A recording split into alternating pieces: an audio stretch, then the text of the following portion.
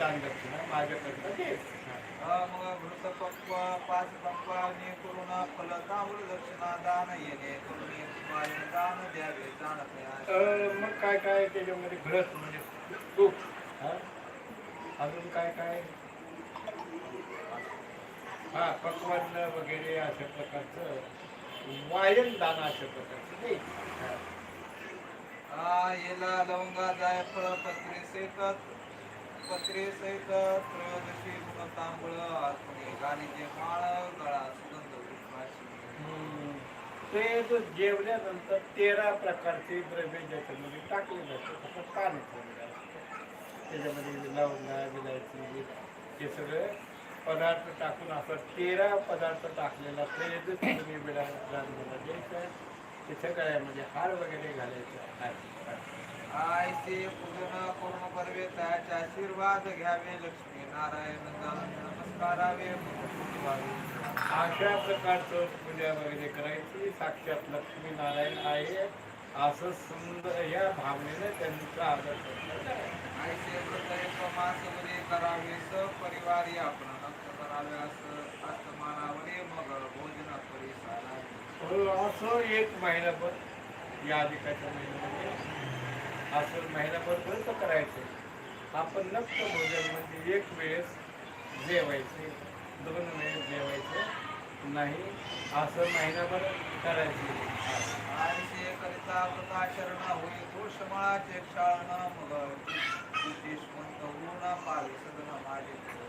असं महिनाभर केलं तर सर्व प्रकारचं त्याचा मन म्हणजे पाप, मन म्हणजे काय पाप, ते पाप त्याचं क्षालन होतं, नाहीतर होतं आणि मग तो असणारा माझ्या लोकांच्या ठिकाणी आईचा इतिहास परवा नारायण आपण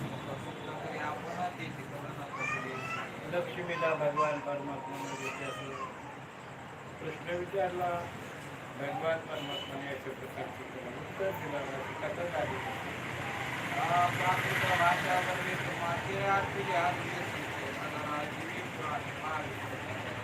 पूर्वीचे सर्व ग्रंथ संस्कृत भाषेमध्ये लिहिले होते. आता संस्कृत कोणाला समजायला झाली आहे. संस्कृत भाषा आपल्याकडे जी आहे ती आता काय आहे की मराठी. संस्कृत भाषा राहिली नाही तर मराठी भाषा जरी असली तरी गोड भाषा आहे. मराठी सुद्धा चांगली आहे. माझा मराठाची बोलत होती अमृताचेही पैजा जिंके ऐशी अक्षरे रसिके मेळवीन अशा प्रकारचं देखील आहे. किंवा हे मराठीची नगरी आणि ब्रह्मविद्येचा सुकाळू परिज्ञानेश्वर महाराज म्हणतात. ही अशी मराठी भाषा जी आहे संस्कृत भाषेला मान्यता देते होती, तिला देवनागरी भाषा असंही त्या ठिकाणी म्हणत होते. पण ही जी भाषा आहे ही प्राकृत भाषा जी आहे ही त्याच तोला मोलाची देखील आहे. ऐसा प्रथम अध्याय बर्बाद माधवा इतनी कथा भागा अवधारावा. पहिला अध्याय भगवान परमात्माला अभिनंदन करतात की हा तुझा उल्लेख आहे की तुम्हाला हा अर्पण देते केला आहे, हा तुम्हाला पावन देते व्हावा. आता पुढे जे ऐकत आहेत त्या उद्याच्या अध्यायामध्ये आपल्याला ऐकायला मिळेल.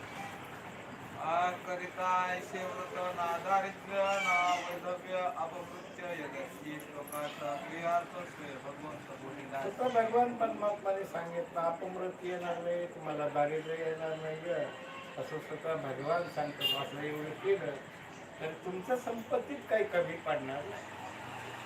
अधिक मास महात्म्य पद्म पुराणची समर्थ मनोहर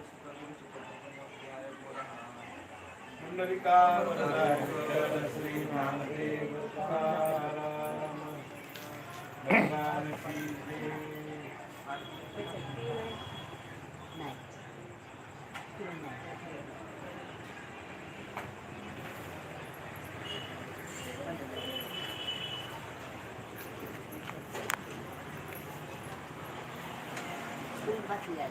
की बसल्या